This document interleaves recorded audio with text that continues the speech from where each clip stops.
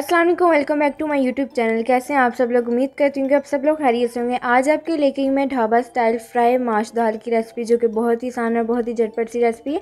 तो आप लोगों ने इस रेसिपी को ज़रूर ट्राई करना है, वीडियो को फुल वॉच करना है। चैनल पर नए हैं तो काइंडली मेरे चैनल को सब्सक्राइब कर लीजिए। तो आइए चलते हैं इस मज़ेदार सी रेसिपी की तरफ।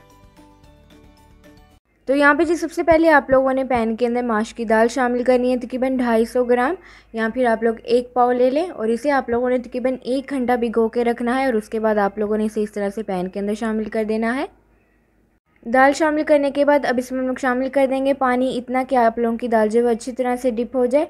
और अब इसे आप लोगों ने 85% बॉईल करना है, फुल बॉईल आप लोगों ने इसे नहीं करना। तो इसे आप लोगों ने सिर्फ इतना बॉईल करना है कि 85% आपकी दाल जो है कुक हो जाए। तो यहाँ पे देखिए दाल जो है 85% बॉईल हो चुकी है। तो इसका हम लोग फ्लेम ऑफ कर देंगे। तो आइए चलते हैं इसके नेक्स्ट स्टेप की तरफ।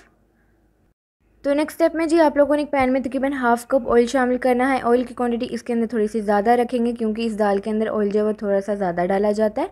ऑयल शामिल करने के बाद अदरक लहसुन का पेस्ट ऐड कर देंगे, तकरीबन 2 टेबलस्पून।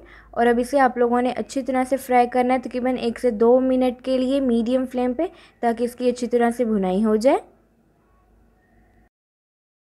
अदरक लहसुन के पेस्ट की अच्छी तरह से भुनाई करने के बाद अब आप लोगों ने 2 मीडियम साइज़ के टमाटर लेने हैं। उसकी आप लोगों ने इस तरह से प्यूरी बना के इसके अंदर शामिल कर देनी है।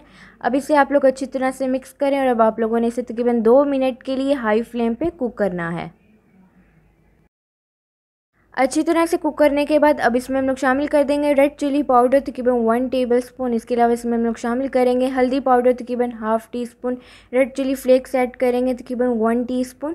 धनिया पाउडर शामिल करेंगे, तकरीबन 1 टेबलस्पून भरकर। और इसके अलावा इसमें हम लोग शामिल कर देंगे 2 दालचीनी की स्टिक। तो अब यहाँ पे जी आप लोगों ने इसे अच्छी तरह से मिक्स करना है। अब आप लोगों ने इसकी अच्छी तरह से भुनाई करनी है। याद रहे कि आप लोग जितनी ज़्यादा मसाले की भुनाई करेंगे उतना ही ज़्यादा टेस्ट आएगा। तो अब आप लोगों ने इसकी तकरीबन 2 से 3 मिनट के लिए मीडियम फ्लेम पे अच्छी तरह से भुनाई करनी है, ताकि ये अच्छी तरह से मसाला जो है हमारा भुन जाए और इसका ऑयल भी जो है वो सेपरेट हो जाए। तो 2 से 3 मिनट के लिए मीडियम फ्लेम पर इसकी अच्छी तरह से भुनाई कर लें। तो यहाँ पे ये देखें ऑयल जो है सेपरेट हो चुका है, अच्छी तरह से इसकी भुनाई हो चुकी है। तो इसमें हम लोग शामिल कर देंगे जो भी हम लोगों ने दाल बॉईल की थी, वो इसके अंदर शामिल करने के बाद अब इसे आप लोगों ने अच्छी तरह से मिक्स कर लेना है, ताकि दाल मसाले के अंदर अच्छी तरह से मिक्स हो जाए। अच्छी तरह से दाल को मिक्स करने के बाद अब इसमें हम लोग शामिल कर देंगे पानी, तकरीबन हाफ़ कप पानी की क्वांटिटी आप लोग अपने हिसाब से कम ज़्यादा कर सकते हैं, क्योंकि हम लोगों ने दाल को फुल बॉईल नहीं किया था। तो इस पॉइंट पे आप लोगों ने इसके अंदर थोड़ा सा पानी ऐड कर देना है। और अब इसे आप लोगों ने अच्छी तरह से मिक्स करने के बाद अब इसे आप लोगों ने कवर करके 8 से 9 मिनट के लिए मीडियम फ्लेम पे कुक करना है, ताकि दाल हमारी अच्छी तरह से कुक हो जाए।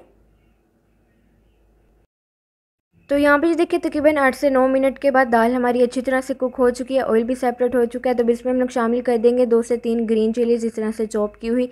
गरम मसाला शामिल करेंगे, तकरीबन 1 टीस्पून। और इसे आप लोगों ने अब अच्छी तरह से मिक्स कर लेना है।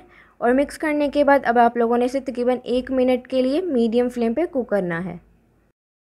तो लास्ट पे अब आप लोगों ने इसके अंदर शामिल कर देना है फ्रेश धनिया। इसे शामिल करने के बाद अच्छी तरह से मिक्स कर लें। और अब आप लोगों ने इसका फ्लेम ऑफ कर देना है। तो यहाँ पे जी हमारी मज़ेदार सी माश की दाल बिल्कुल तैयार। तो आइए चलते हैं इसकी फ़ाइनल लुक की तरफ, जो कि आपने बिल्कुल भी स्किप नहीं करनी।